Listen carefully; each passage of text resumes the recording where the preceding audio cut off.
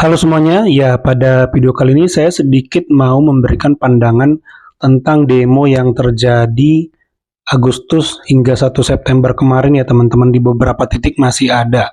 Ya tentu kita prihatin dan mengucapkan turut berduka cita untuk para korban ya teman-teman.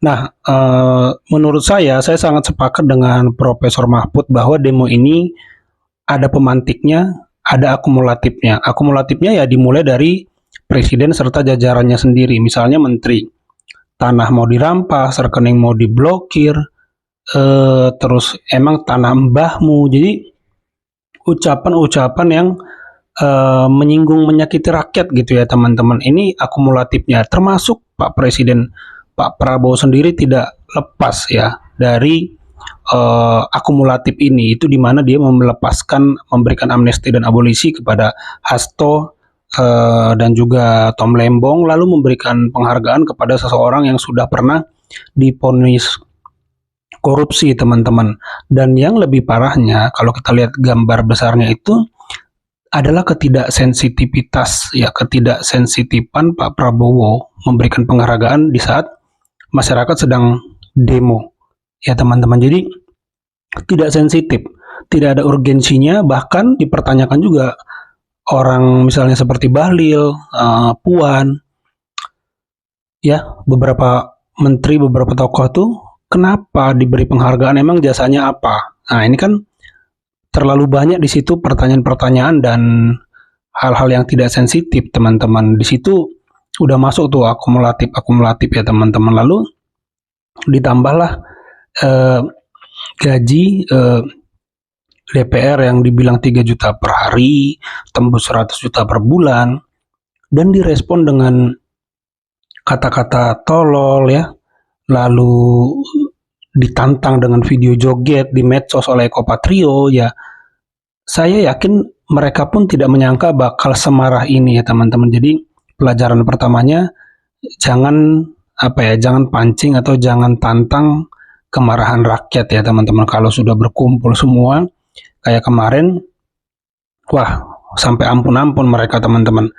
Terlepas dari benar atau salah tindakan ya teman-teman, sampai memberikan efek trauma pasti ini pada beberapa pihak, efek ketakutan, bahkan kan sampai banyak yang keluar negeri itu ya teman-teman. Dan itulah yang terjadi. Nah tetapi teman-teman, tampaknya Pak Prabowo masih kurang memahami ya, karena di hadapan wartawan dia malah memunculkan statement ingin menaikkan pangkat pada polisi yang teman-temannya terluka lah ya teman-teman. Kalaupun iya, menurut saya tidak perlu diucapkan pada momen itu ya. Bisakah nanti ya? Ini kan menjadi kritik netizen juga teman-teman, buka medsos. Ya banyak sekali kritik perihal statement Pak Prabowo yang ini teman-teman. Dan yang mau saya berikan perspektif dari saya pribadi itu adalah tampaknya Pak Prabowo ini gagal ya membangun loyalitas, beda dengan Gibran dan Pak Jokowi. Ya teman-teman, ya memang Pak Prabowo pun menang karena didukung Pak Jokowi dan Gibran sih sebenarnya. Tanpa sosok ini saya yakin kalah gitu teman-teman. Dan kegagalan loyalitas itu menurut saya, kan demo murni ini saya tetap yakin mayoritas ya. Ketika demonya membesar, ditunggangilah oleh provokator, oleh orang yang ingin membuat rusuh. Ya itu tadi, seandainya demonya dari awal diredam, perusuh mau menunggangi apa, ombak apa yang mau mereka tunggangi, mereka mau berselancar di demo yang mana kalau demonya sendiri sudah reda. Nah sehingga terjadi perusakan infrastruktur, fasilitas umum, hingga rumah menteri dan DPR. Jadi menurut saya terlalu anggap remeh, terlalu sepele, dengan kemarahan rakyat akhirnya terakumulasi dan meledak ya teman-teman. Nah, tetapi ada satu poin yang menurut saya coba observasi, amati di medsos gitu, di mana banyak sekali pendukung Pak Jokowi yang mendukung Prabowo Gibran itu kecewa dengan Pak Prabowo. Ya teman-teman, buka medsos ya. Saya belum pernah melihat pendukung Pak Jokowi yang dari awal memilih Pak Jokowi itu berbalik menyerang Pak Jokowi sedemikian banyak. Ada sebagian besar ketika Pilpres, yaitu ketika mendukung Ganjar, sebagian mendukung Pak Prabowo, terpecah di sana. Tetapi mayoritas masih mendukung Pak Jokowi. Buktinya apa ya? Buktinya Prabowo menang. Kalau mayoritas mendukung Ganjar, tentu Prabowo kalah, tapi faktanya secara mayoritas eh, mendukung pilihan Pak Jokowi.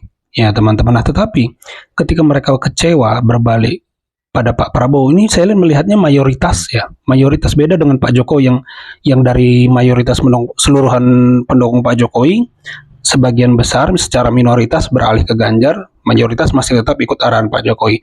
Kalau saya lihat di Pak Prabowo ini, mayoritas yang dukung Pak Prabowo malah hampir semua sepertinya kecewa ya teman-teman.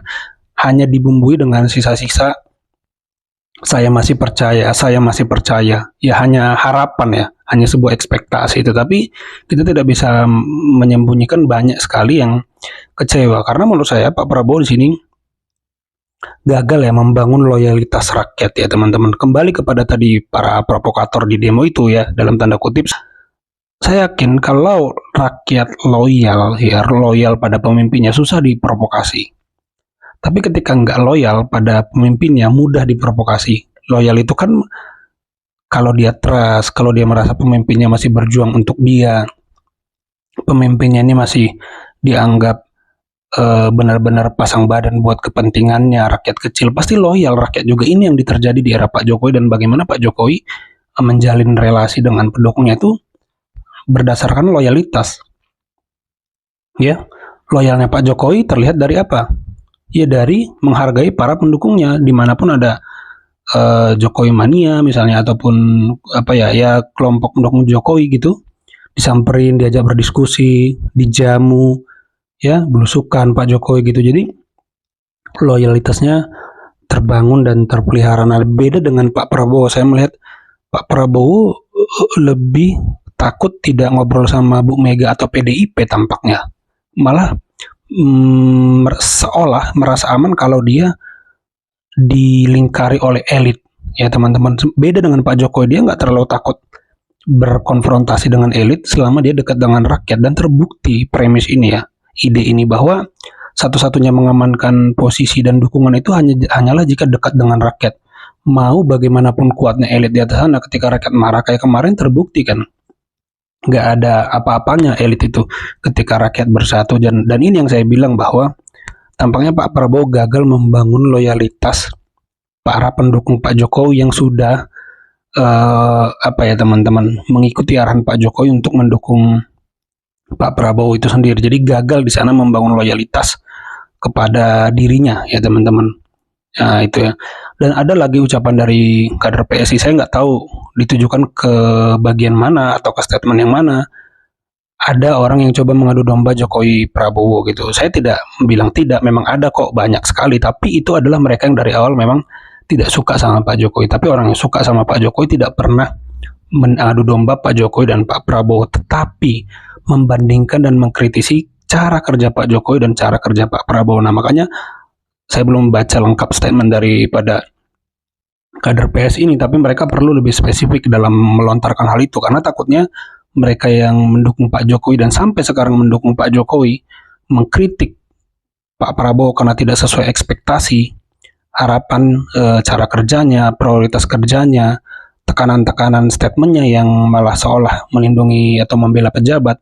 Ini sebenarnya tidak lagi adu domba, mereka hanya merasa ekspektasinya nggak sesuai Pak Jokowi karena Pak Jokowi dulu nggak gitu. Nah gitulah kurang lebih. Jadi harus clear juga nih statement daripada PSI untuk mereka siapa aja tuh yang adu domba, karena pendukung Pak Jokowi yang sampai hari ini masih dukung tuh nggak pernah adu domba. Mereka hanya kecewa dan membandingkan bahwa oh ternyata Pak Prabowo itu tidak sehebat Pak Jokowi. Gitulah kurang lebih ya teman-teman. Makanya muncul gagasan Gibran 2029 tuh karena dianggapnya ya Gibran yang bisa seperti Pak Jokowi dan bukan Pak Prabowo. Jadi ini harus benar-benar dipilah-pilah ya teman-teman, karena dari satu kejadian ini secara politik itu ataupun secara demo itu ada banyak ide di sana, ada banyak premis, ada banyak asumsi. Jadi benar-benar harus dipilah ya teman-teman. Ya itu sedikit keresahan saya.